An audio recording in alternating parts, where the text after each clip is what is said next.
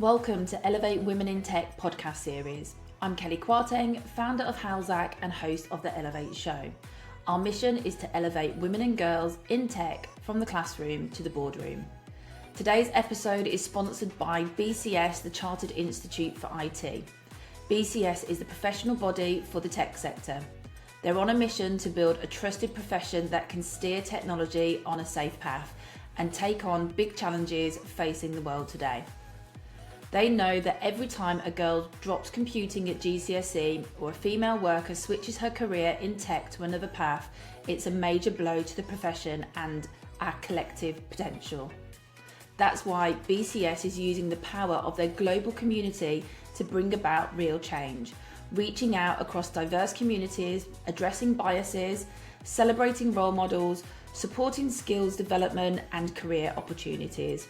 When EDI in tech is the norm in every lecture theatre, dev team and board meeting, that's when we unlock a profession that takes us into a fairer digital future. If you're a student, teacher, working in tech or a leader in tech, join forces with BCS and let's make the vision a reality.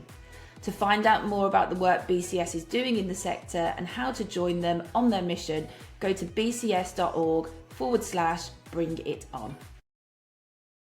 Welcome to another episode of Elevate Women in Tech podcast series. Today we have the privilege of speaking with Cristina Vila, a trailblazing female founder and CEO who has been recognised by Forbes as one of the business leaders changing the world and featured in the Women in FinTech Power List.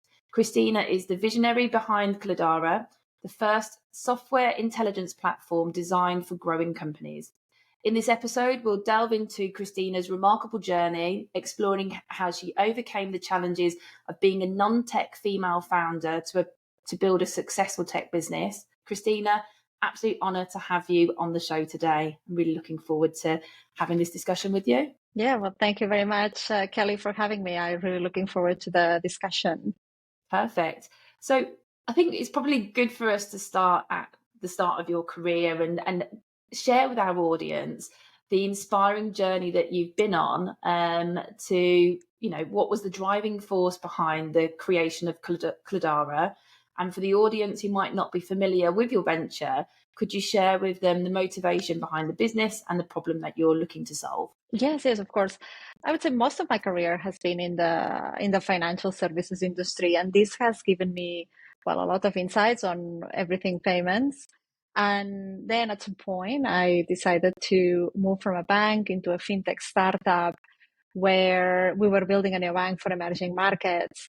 And that is where I first really experienced the friction of having to scale a business with a lot of different software subscriptions. There were things being bought by every team in every different country where we had offices.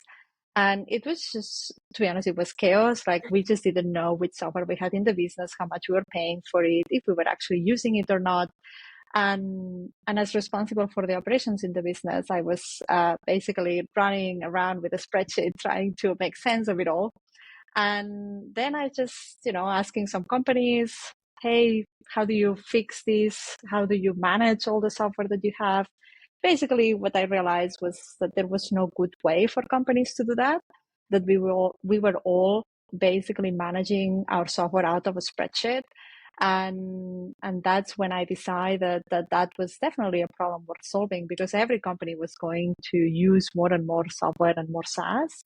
And that's basically, that was the inspiration for the business itself, like the what to build. And then, on the side, I always wanted to have my own business. I think a lot of people have that inside, but you just don't quite know what to do.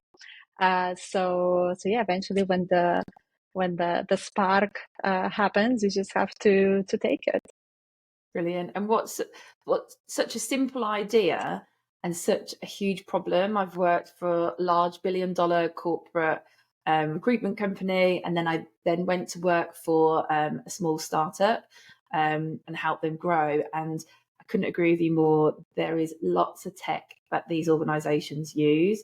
Half the people don't know about it, and people are signing up to a whole host of things and you're just never aware. So definitely a problem that's needed solving. And by the looks of things and the awards and the things that are being said about Cladara, it's definitely fixing a hole within the marketplace.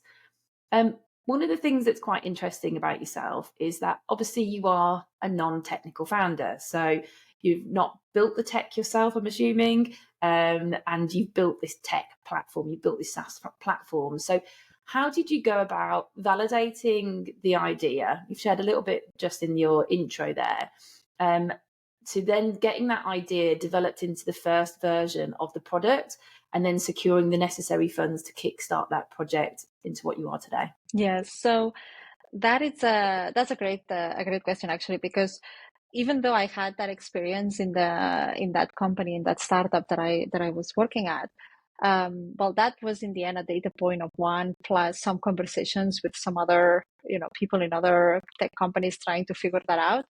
And then once I decided to go all in with these, basically I just started to talk to anyone that wanted to talk to me about it, whether they were investors, prospective customers, or just friends, family, anyone.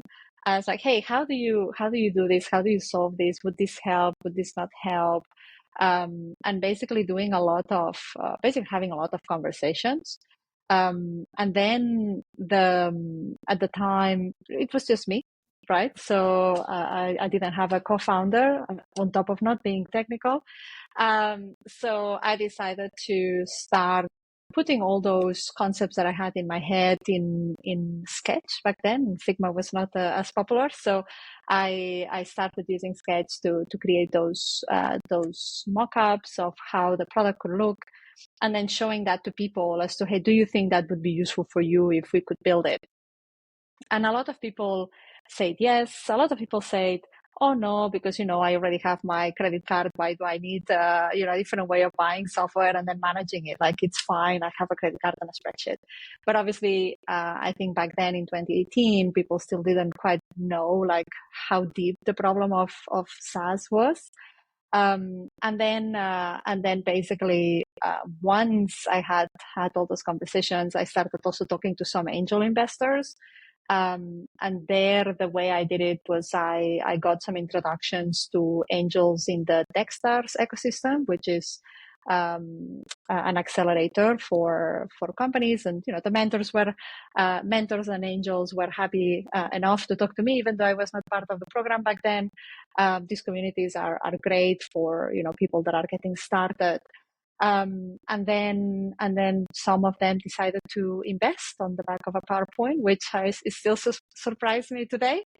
And then with those funds is when I engaged with a software development agency to then build the first MVP that we would put to market. And yeah, that's how basically we navigated the getting from concept to reality.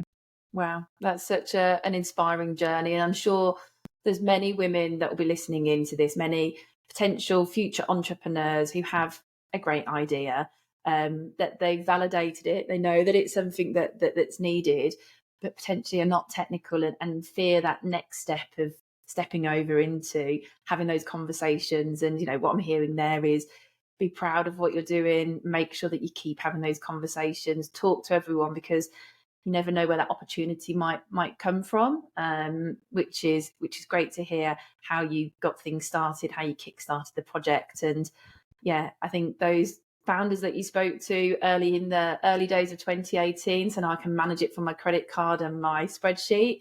I think the explosion of SaaS that has come over the past kind of 5 years, definitely from the pandemic and COVID, I'm sure that they're now looking, and I'm sure some of them are probably clients of yours that have come on board to help manage the explosion.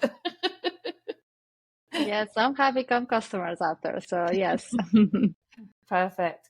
I think when I speak to many female founders in the community, and obviously you explained how your initial funding started from angel investors, the funding landscape as a whole is one of the biggest hurdles and obstacles that many of them face. And, the stats speak for themselves. Only 2% of venture capital goes to female founders. So already women are on this uphill battle of trying to get their idea, their MVP into a point where it's actually, something that's viable, that can be backed with some financial backing to get it off the ground. Could you share your experience of navigating this challenging terrain and the type of capital that you've raised, throughout the journey of Cladara? Has it always just been angel? Have you been in the VC route, and what that looked like? Yes, so we decided to go for the VC route on funding. So we did raise the latest funding round was a 20 million Series A that we did, and that was great, obviously for our expansion plans. But it's true, right? So in the end, look, raising capital is very hard. I have to say, like, at least, I can talk for my experience of fundraising. It's, you are building a business, and then on top of building a business, it requires a lot of your time and energy. You need to almost have a second job fundraising capital to be able to, bring all those dreams to life. And that's a full-time job, right? So in the end, sometimes when you read stories from founders that raise, it's like, it's so easy. You just go and you have a conversation and jump on. But no, actually, you speak to 100 different investors to get just one, right? So it's like it's a massive sales process that you need to manage very well, so that you can get the right investor, the right amount, the right conditions, and at the right time. So it is a big thing. From the female perspective, sometimes people ask me this question. I said, look, I've only ever been a woman, so I don't know actually how it would have been if I was a man, if it would have been easy or if it would have been equally hard. The reality is that, well, it's not easy.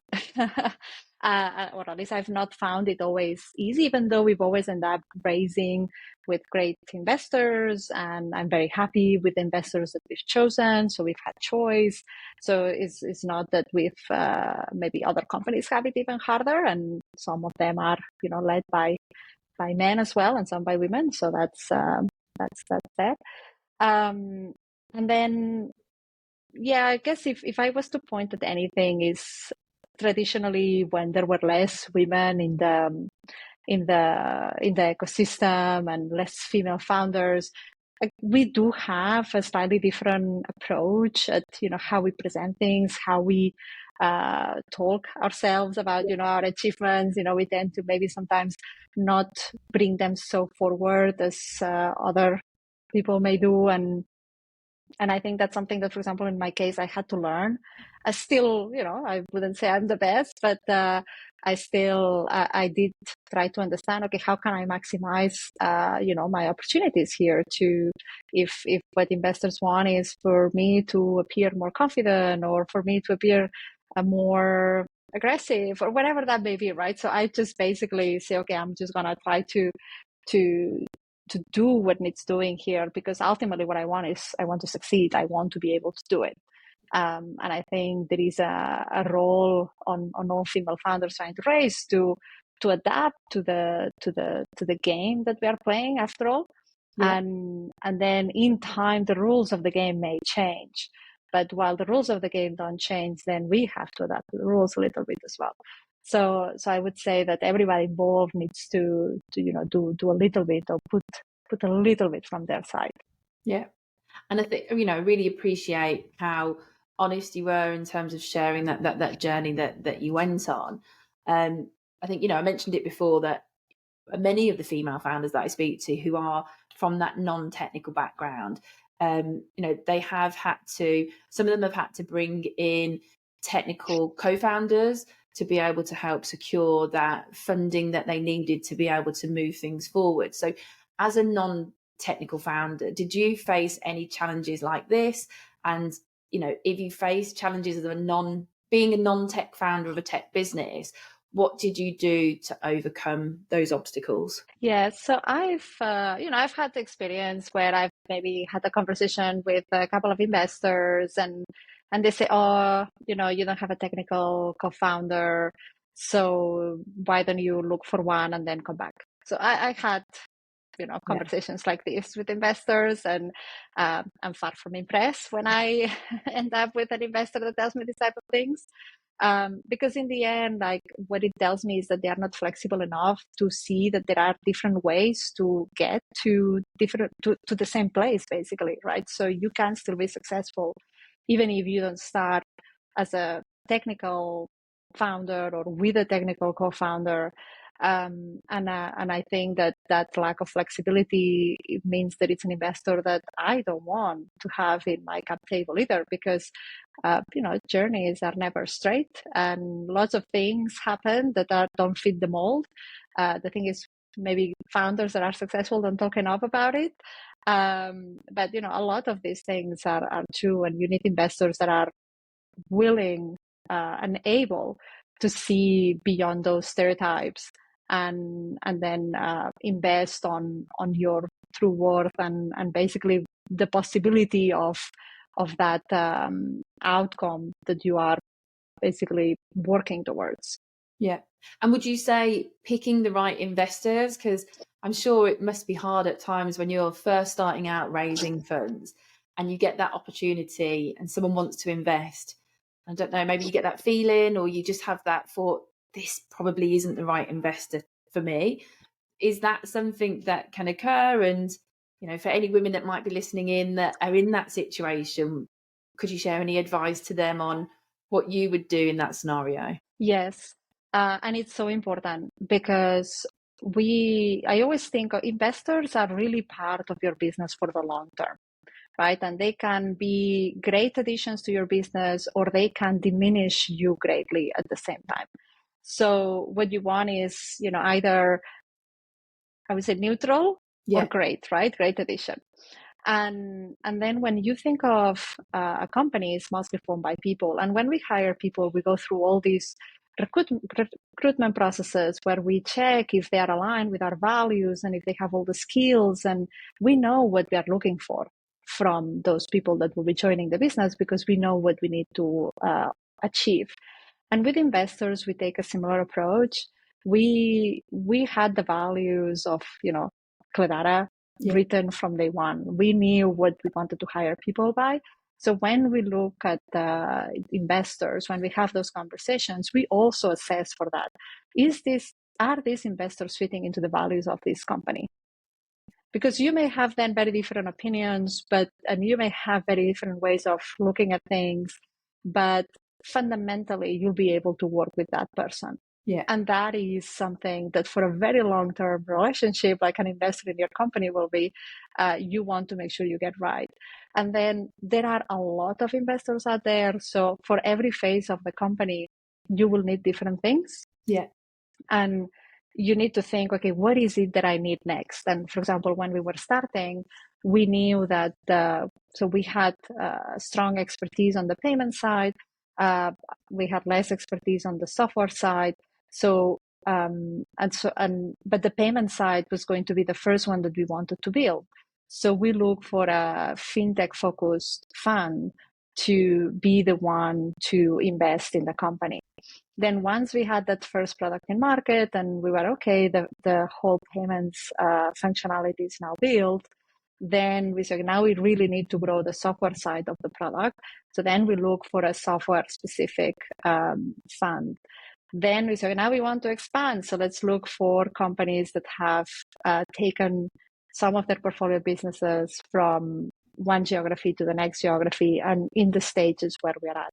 So always know what you are looking for and really look for both that expertise, but also that can I work with that person? Yeah, and I think that's such invaluable advice to any female founders, to any founders really.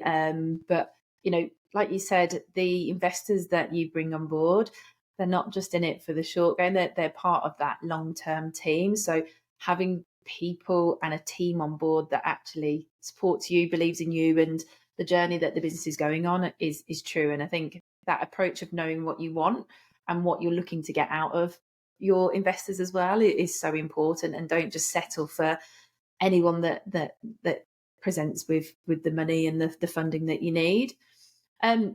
For any of our founders that might be listening in right now that have those, they've started out and they validated an idea.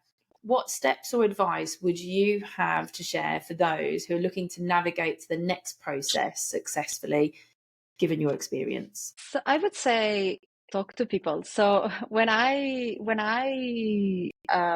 speak sometimes with founders that are at these very early stages, or they are not even founders because they're still thinking about it. I Yeah, want to start something, and they think that that idea is a great idea.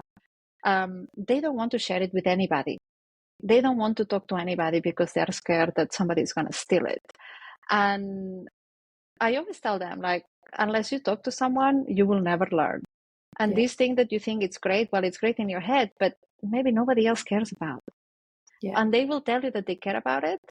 But then when you say, okay, now can you pay for this? They'll say, no, it's a good idea, but I don't really need it actually. So I would say talk to people to really validate. But then the next thing is put the product on market as fast as you can. And don't take 1 year if you can take 4 months, because that's when you will truly get that invaluable customer feedback where you are trying to sell and people are not picking up the phone because they don't even understand what you're doing yeah, still. And it means that, you just need to refine, first of all, what you do, but then maybe even the product itself it has features that nobody cares. And that's something that, when I had this, the first version of Cladara in my head, and I created those designs, and then we had to, scope what the MVP would be. A lot of things didn't make the cut for the MVP. And I can tell you that a lot of those things that I thought were so important back then, we've not even built them yet, right? So nobody has ever asked for it. And that's why I say just talk to the market, because the market will tell you. You need to have a vision. I'm not saying that you only need to do what the market tells you. You need to have a vision, and you need to believe as well that what you're building is right. Because, for example, nobody was asking for a SaaS management platform back in 2018. yeah. But I was confident that that was needed. And when I was pitching the software management platform, people would say, oh, why don't you build the spend management product? I was like, what are you talking about? They're different things, right? So it's like, this just that balance of your own vision combined with what people will tell you. And then, in terms of the speed, that's something that I learned, I think, from the previous experiences where we would take so long to launch something that even the team gets tired of it if you don't see that velocity when you are building the product. And also you start then second guessing everything because you take so long that, okay, 1 month more won't hurt because you've already spent 1 year. But if you say, no, we want to put something in 3 months, that's what forces you to really descope. And how we did it very early on was around conferences. Like, try to set a conference as a forcing function to announce the release of something, because Right. that gave everybody a date, right? Yeah. So those little things help a lot. And that's what enabled us to be, I think at the time, we were the fastest company ever to launch a MasterCard product. We did it in 3 months. Wow. And I was like, okay, we should do that. We have to do that.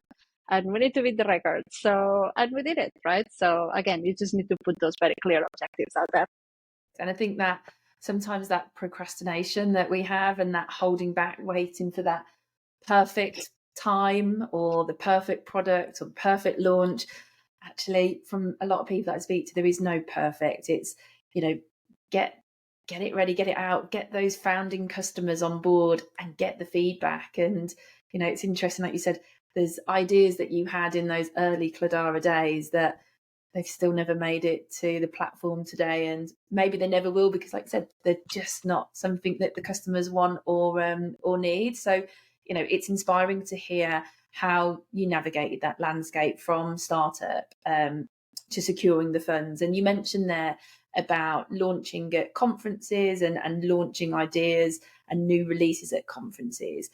Could you share a little bit about what happened in the Cladara journey around that? You raised the capital, you went, you launched, and how you built the business to where it is today on that journey of using conferences. Because I know, I think it was one of the conferences in Dublin is where I first saw Cladara mentioned, and I think that might have been one of the first conferences that you was at. So yeah, if you could share a little bit more about that story maybe with our audience. Yes, of course.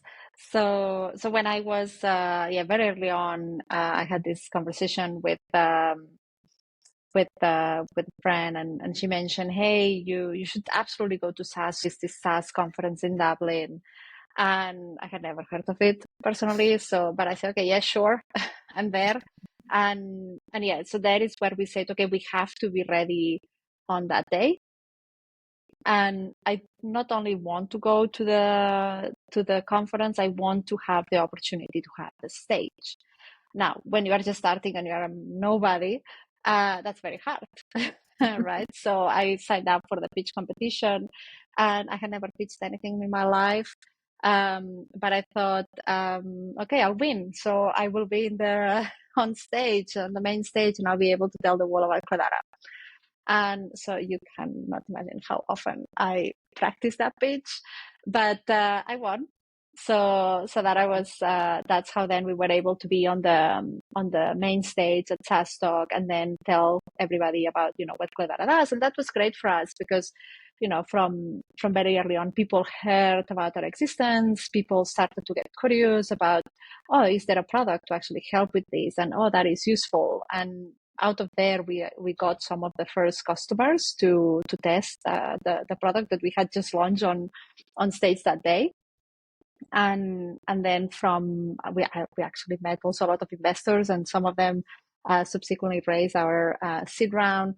So those conferences do add value when you are early on, if you have again a clear objective on what you want to get, and if you have the good fortune like we had there to actually be able to do it. So that was definitely there, and it's it was important for us because we are also creating a new type of product, right? So this is a market that didn't exist before. So SaaS, of course, companies are buying SaaS, but the software management or the SaaS management platforms, that's not something that people ever bought before. And we had to do, still today, right? We do a lot of education of the market because a lot of companies still don't know that there are products out there that help you with this. Yet they have a lot of SaaS in the companies. So we are still in that education phase, market creation phase, which I find fascinating. And you need to be up for it because you hit a lot of roadblocks because people don't understand why they need it, and you have to really explain it. Plus, you cannot copy another product, right? It's not like you are doing a better something. You are doing a different thing. So everything needs to be done through a lot of conversations, experimentation, and using it yourself for we use it for our own business, and as we grow we see where we need different things, different functionality that now for a company that is bigger is useful. So that's that is really fascinating. And yeah, what else? I think the question was around how we have how the funds have helped, and obviously building that first product and getting those first customers. We started in the UK as a company, and then we decided to also we decided very early that we wanted to be international because everyone buys software, and the US is the biggest software market, right? So we say, well, we need to be able to serve the UK, Europe, and the US. The US was a bigger thing, so we left it for a little bit later. But very early, we decided to do UK and Europe. So, and that is something that obviously without raising capital, it was not going to be possible for us. So it certainly enabled us a lot. The journey that you went on there and where you are today, and having that confidence to get up on that stage as someone who's not pitched before. I think these are all of the milestones. These are all of the advice that I think for founders, particularly female founders, that can sometimes have that imposter syndrome, thoughts of this isn't going to be good enough, or I need to keep on going to get it perfected, I think is great and invaluable advice. And hopefully, there's one person listening in today that takes that step forward or goes to that pitch competition. I'm sure there's going to be a lot of inspiration that comes from today's conversation. One of the things I'd like to get your perspective on now is it's about the funding landscape. And the female founders and that entrepreneurial kind of growth of female founders. From your perspective, what changes need to occur in the tech and the startup world to make it more inclusive and supportive for female founders? I think that it's one where I think it needs time, because I think it needs time for more female founders to have the opportunity to be successful, so that then there are more examples out there that it becomes so normal that then is basically why we lie, right? Yeah. At the moment we are rare, like there are not that many. Like it's I still go to events for founders in tech, founders in fintech, founders in SaaS, and I'm one of the few, right? So there are definitely not that many, and I think this in time will change, because there are more female trying, right? And some will succeed, some will not. But for those that succeed, that makes the community bigger. And then it's on all of us, right? Like the ones that are, you, Kelly, myself, and anyone hearing this podcast. We are passionate about making sure that more women get to enjoy this journey and these communities, and we are all, it's our duty on a way to help them and to then give our time where we can.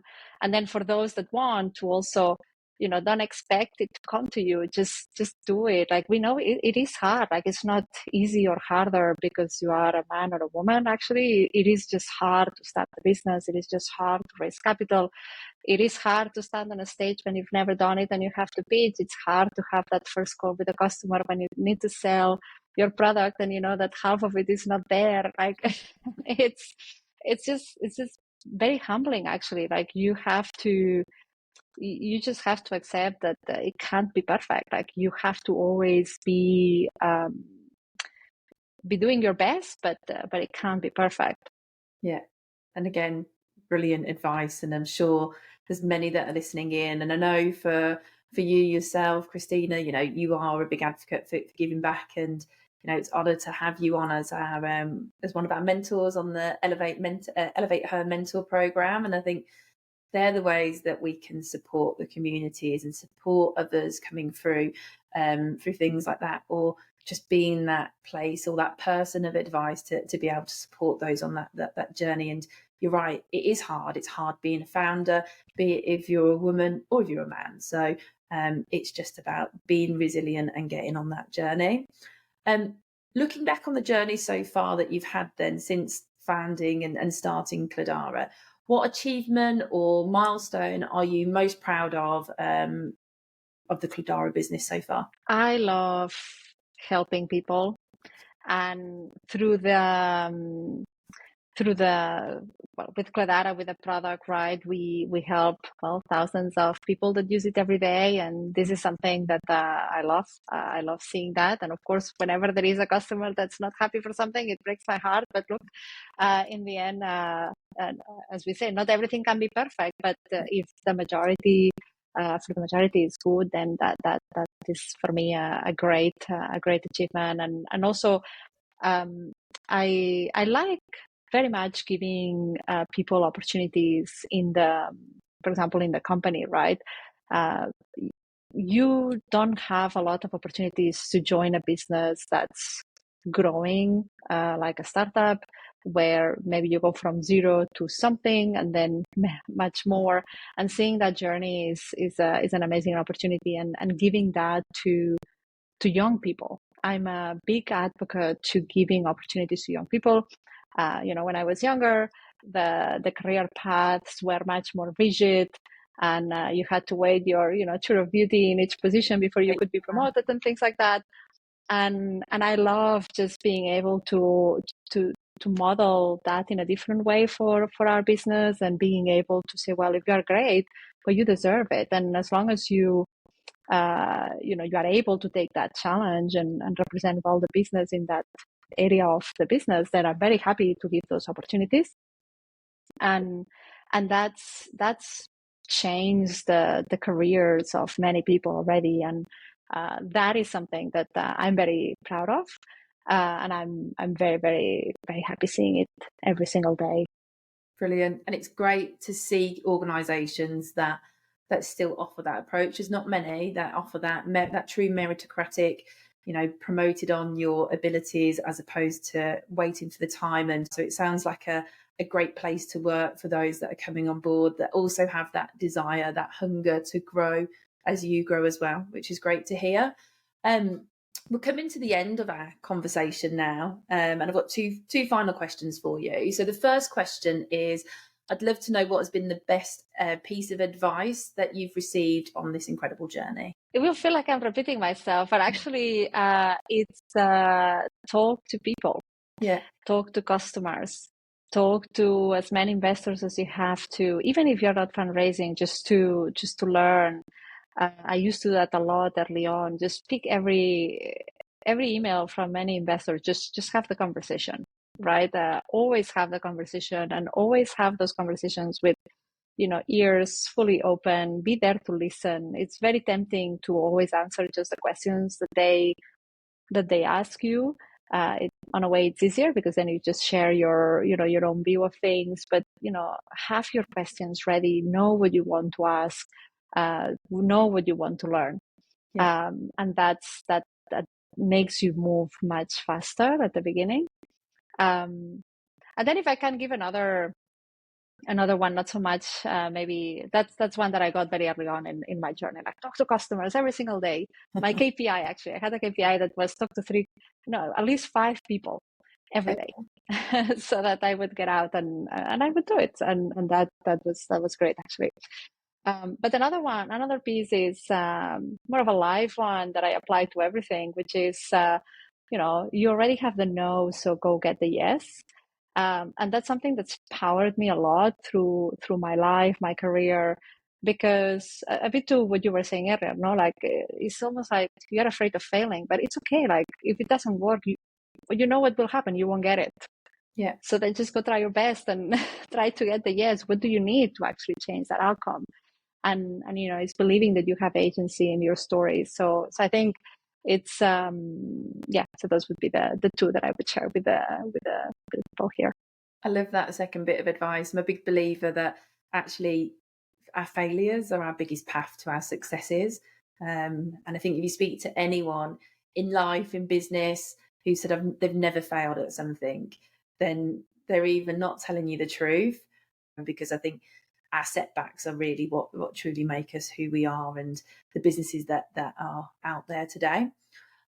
My final question then for you, Christina, before we wrap up, is what's next for you and for Cladara, and what you're most excited about in the future? Yeah, so as I mentioned earlier, we wanted to be an international business since the beginning. So we are in UK and in Europe, and we expanded to the US a couple of years ago in a small way.